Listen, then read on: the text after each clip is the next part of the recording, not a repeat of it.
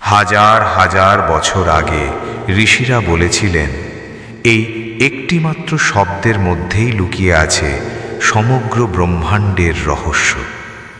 কিন্তু ওম শব্দের পরের যে নিঃশব্দতা, সেখানেই কি রয়েছে সবচেয়ে বড় সত্য।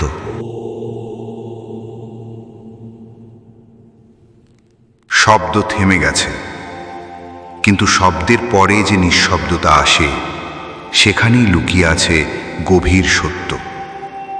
উপনিষদ বলে, ওম ইত্যেতদক্ষরা মিদং সর্বম, অর্থাৎ এই অক্ষরেই সমস্ত বাস্তবতা নিহিত। অনির্দেশ করে জাগ্রত অবস্থা, যেখানে আমরা পৃথিবীকে দেখি, শুনি এবং অনুভব করি। উ নির্দেশ করে স্বপ্ন অবস্থা, চোখ বন্ধ তবু এক নতুন জগৎ সৃষ্টি হয়।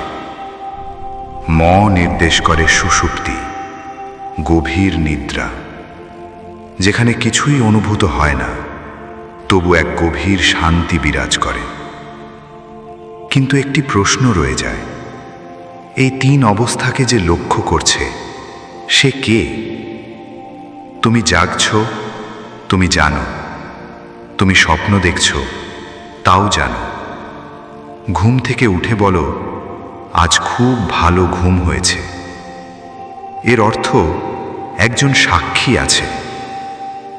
সেই সাক্ষী তুরীয়।